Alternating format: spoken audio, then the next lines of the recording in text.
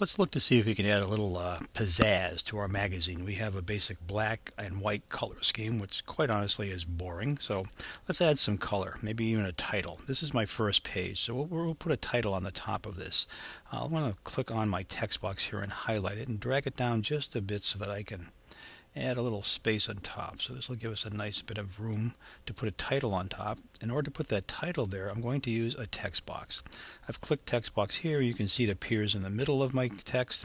I'm going to click away, back onto the text box, and now I can drag it where I'd like it to go. I'm going to just pop it right in here and line it up pretty much with the other text box. I think I'm a little close, so we're going to, there we go, looks good there. Alright, and for a title, I'm just going to double click on type to enter text, and let's use a title for a magazine. Very creative. I'll highlight that title and let's make it a bit larger. Oh, I think 72 is a nice number, and it looks like it's going to fit just about where I want. I've got it left justified. I could center it or right justified if I wanted to, but this looks good to me for what the plan that I have for it.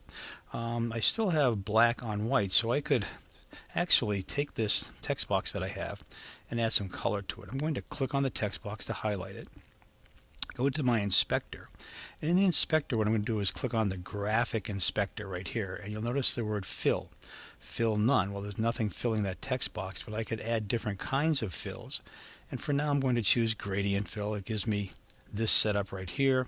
I could switch the orange and whites if I'd like to. Actually, I kind of like it that way, so I think I'll leave it that way. Now my magazine, the title, that's still pretty boring, so I think I'll highlight that. I'm going to click on the fonts inspector, bring that in front of me so I can see what I have, and click on the color selection tool. And let's choose something that might look good, but oh no, I don't think so. Let's try, yeah, I like the brown, that looks pretty good. I think that's a nice color scheme so far, but we can get even better. I'm going to highlight the word magazine again, and if you remember, this graphic inspector, it also offers a shadow option. So with my word highlighted, I could add a shadow to that word. I could even shadow the text box doing the same thing. Graphic inspector, add the shadow. We see now we have a little more professional looking magazine. Let's look at the content on the page. I'm going to click on that text box and highlight that, and let's see if we can add some color here. Remember, we were in Graphic Inspector, and let's fill this with a solid color instead of a gradient. Now we've got the oranges playing here. That's not such a bad orange, but what we can do is change it a bit by clicking here and choosing different colors. I could also choose different color schemes here, depending on how you like to choose your colors. You can pretty much do it any way you'd like. I think I'll leave that. Let's make it a little redder, I think. Yeah, we'll leave it right about there. So I have now a color scheme that seems to fit with both the title and the body of my magazine. Very often in magazines you can see that people will draw your eye to an article by putting a quote somewhere in the middle.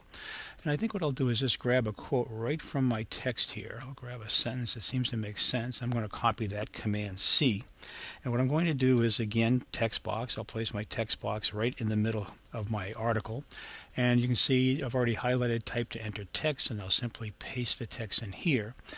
Rather than leaving it that size, let's make it stand out a bit. Highlight it. We'll make it a bit larger. Oh, I don't know. We'll try to see what that's a little large, I think. Let's bring it down a notch.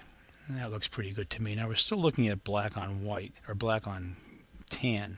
Let's go to my font inspector and let's we'll try a white to see if that gives us anything.